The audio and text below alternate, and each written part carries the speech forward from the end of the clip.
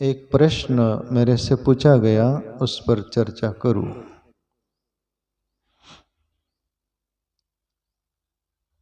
पुंडलिक ने पूछा था, प्रश्न लिखा था कुछ कि साधु संतों की हम पहचान कैसे करें।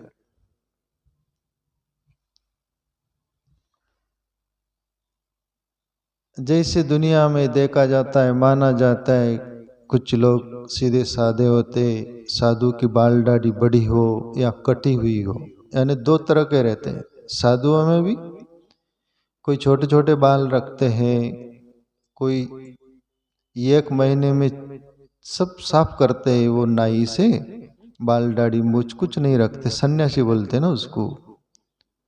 और कोई ये बाल दाढ़ी बढ़ा लेते, कोई जटा बढ़ाते, ऐसा अनेक प्रकार का। कोई सफ़ेद कपड़ा पहनते, कोई भगवा पहनते, लाल पीला, और कोई गांव से बाहर रहकर कुटिया आश्रम बनाकर वो रहता है, तो वो साधु हो गया, ऐसा हम मानते ना।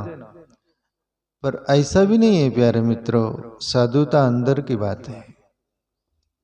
साधुता बाहर का, उसका तो यूनिफॉर्म कपड़े को बोलते हैं ना। हाँ, जैसे पुलिस डिपार्टमेंट रहता है, उनके कपड़ों पर से अपन पहचान लेते हैं पुलिस है ना। वकील रहता है, काले कपड़े पहनते, पहचान लेते वकील है। बहुत सारे डिपार्टमेंट है ना, उनका वस्त्र कपड़े पर से, उनके हुलिया पर से पहचान लेते। ऐसे ही साधु का एक वेश है। और साधु ये कपड़े वगैरह, बाल दाढ़ी, वो सब कुछ, वो गांव के बाहर आश्रम कुटिया बनाकर ये कैसे, ये क्यों रहते हैं? इनमें सात्विकता आ जाती है। जिसके जीवन में सात्विक है, ग्रस्त में भी रहकर बहुत सारे लोग सन्यासी साधु जैसे कपड़े पहनते हैं, बाल दाढ़ी बढ़ा लेते हैं, वैसे वो रहते हैं, जीते हैं एक साधु जैसा। उसका एक ही अर्थ है, सात्विकता अंदर आने लगती है तो आदमी इस अंदाज में वो होने लगता है। पर फिर भी यहाँ तक भी साधुता वहाँ आ नहीं गई। ये सात्विकता का अंकुर फूटा तुम्हारे में, अंकुर निकला, तो वो एक सात्विकता ढंग है। पर असली साधुता क्या? कवि गंग का में एक छंद बोला करता था, रति बिन राज रति बिन पाठ रति बिन जोग न होय जति को, रति बिन साधु रति बिन संत रति बिन मानस एक रति को। कवि गंग कहे सुन श्या अकबर रति बिन मानस एक रति को। ये कुछ बातें बोली, उसमें साधु संत की भी बात आई। रति बिन राज, तुम राज्य कर रहे हो और तुम्हारे राज्य में रति नहीं है, रुचि नहीं है, तो तुम्हारा राज्य में कुछ न कुछ कमी और खामी है। तुम्हारे राजकर्ता में यदि वो राज्यकर्ता का सभी गुण है, सभी कुछ, तो वो राज्य सुचारू ढंग से चलेगा। उसमें रति महसूस होगी। रति तो समझते ना आप, रुचि, प्रसन्नता जैसा अच्छा। रति बिन राज रति बिन पाठ, तुम कोई अभ्यास कर रहे, पाठ कर रहे, उसमें रति तुम्हारी है ही नहीं, तो दूसरा सुनने वाले भी बोरिंग होंगे और तुमको भी कोई तुम्हारा पल्ले नहीं पड़ेगा। तुमको रुचि होगी कोई भी अभ्यास में, तो तुमको भी वो एकाग्रता, सब कुछ अंदर वो हो जाएगा, तो देखने वाले पर भी असर गिरेगा। इसलिए बोला रति बिन पाठ। रति बिन साधु, साधु बन गए और जीवन में कुछ साध नहीं रहा, खा रहा और जी रहा, तो वो साधुता नहीं हुई। साधुता उसको बोलते कुछ साध रहा है। अभी वो संत नहीं बना है, पर कुछ साध रहा है, आत्मचिंतन कर रहा है, मैं कौन हूं, ये शरीर में रहने वाला मैं कौन हूं, क्या शरीर मैं हूं कि इसके अंदर कौन है? कबीर साहब जिसको बोले संतो, कुण आवे चे कुण जावे, बोले चे जाकी खबर करो। बोले शरीर में कौन आता है और शरीर में से कौन चला जाता है, उसकी खबर तो करो। इसका वो अभ्यास करता है।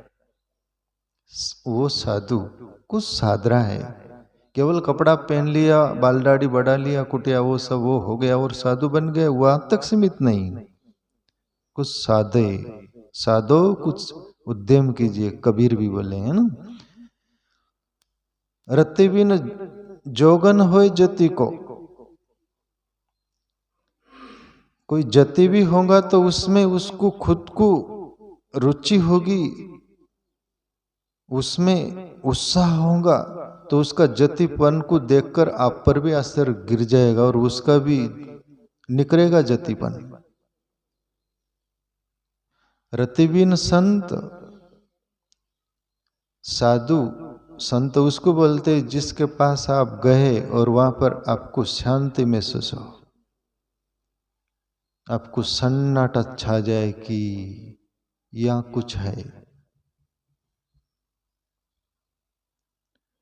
जैसे कोई ऋषि मुनि साधु संत पहले रहते थे, आज तीर्थ बन गए बौद्ध, और कई जिंदे संत भी है, पर जो हो चुके अतीत में यानी भूतकाल में, वहां पर आप जाते हो तो आपको एक शांति महसूस होती कि नहीं? उनके अणु परमाणु सब बिखरे हुए रहते हैं, ध्यान साधना के, आत्मचिंतन के, तो आप पर अटैक करते हो तो आप वहां जाते से शांत हो जाते हैं, है ना। ऐसे ही जिंदा संत, जिंदा संत के पास भी आप जाओ और वहां जाते से आप जो सोच के आए हो वो सोच भी भुला जाए वहां, और आप जो सोच रहे हो वो मीटर काम नहीं करे आपका सीधा। कागभुसुंडी के बारे में आता है। कागभुसुंडी लोमस ऋषि के श्राप से वो कौवा जो होता ना, कागभुसुंडी हिमालय में रहते थे, आश्रम था उनका बैकग्राउंड, उनके आश्रम की बॉर्डर जो थी उसके अंदर कोई भी चला जाता था तो सब भूल जाता था वो। रामायण आप पढ़े होंगे, उसमें भी आता है। तो जो संत है उसका जो बैकग्राउंड रहता है एरिया, उसमें उनके आत्मकण अणु सब फैले हुए रहते हैं। वहां जाकर आपका सब विस्मरण हो जाए, कुछ अलग दुनिया में चले गए ये महसूस हो, और वो संत के पास जाकर आपको वो आत्मा की प्रतीति हो, आप अपने को भूलने लगो और ऐसा लगने लगे कि कुछ तो है, एहसास होने लगे, वो शांति, वो आनंद, तब मानना वह संतत्व खिला है। और वहां जाकर आपको वो पैदा हो, अशांति हो, ऐसा कुछ हो, वहां से जाने की इच्छा हो, तो मानना अभी यहां पर फूल तो क्या कलियां भी नहीं आई है। तो प्यारे मित्रों, आश्रम में भी आप जाते हो, कहीं भी जाओ, वहां पर यदि वो साधु होगा, संत जो भी होगा, इस अंदाज में दोनों तरफ से आप नापना, आपकी आत्मा गवा देंगी, आपका मन बहिर्मुख वहां शांत हो जाएगा। सच्चा संतत्व होगा, आत्मचिंतन आत्मा से वो ओतप्रोत होगा, तो जिसको साधारण जगत का हिस्सा ऐसा माना जाए, ऐसा यदि जीवन होगा तो न आश्रम पर आप जाने से कुछ आपको महसूस होगा वो गहराई, न उनके सानिध्य में, न उनके शब्दों से। दूसरी बात, सच्चा संत जो आत्मवान होगा वो आपको गाली भी दे देगा। सच्चा संत गाली देता नहीं, पर कभी गाली भी देता है ना, वो गाली में तुम्हारी अपनी जैसे गाली नहीं होगी, वो गाली में भी हित होगा और भक्ति होगा, कुछ आत्मचिंतन होगा, तुम्हारा अपना भला होगा। तो सच्चा संत की और एक पहचान, वो 100 शब्द न बोलता हो, एक ही शब्द बोले तुम्हारे से, तो तुम भूलो ना उसको, ये सोचो कि वो संत बाबा हमारे से बोला। घर जाओ, दुनिया में जाओ तो आप चर्चा करने के लिए मजबूर हो जाओ कि वो संत हमारे से बोला ऐसा, एक कुछ बोला शब्द वो भुलाए ना। दूसरी बात, वो संत हमारी तरफ देखा,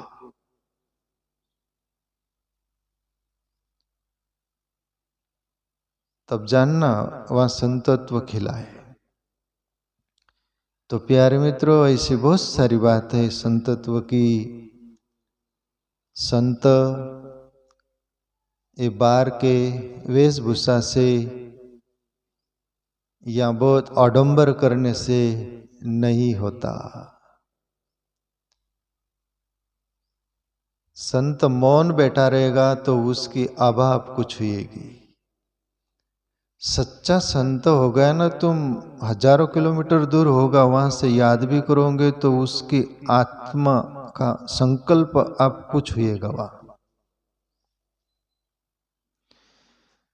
बोला जाता है कि जो साधु साधना कर रहा है उसके इर्द गिर्द लाख लोग शांत रहते हैं। वो जीव बोलो, पेड़ पौधे बोलो, पशु पक्षी बोलो, दुनिया बोलो, 1,00,000 लोग प्रभावित होते हैं जो साधक साधना कर रहा है उसके इर्द गिर्द। क्यों? वो कुछ साध रहा है और आत्मा के करीब पहुंच गया है तो वहां पर करीब करीब 1 करोड़ लोग दुनिया प्रभावित होती है इर्द गिर्द। उसका उतना असर गिरता है दुनिया पर। और फिर जो ईश्वर को अनुभवी कर लिया, फिर वो पूरे विश्वात्मा हो जाता है, पूरे विश्व में उसकी गंध फैलती है। वो देसी हो, विदेशी हो, कहीं का भी हो, जो भी हो। ये संत की पहचान।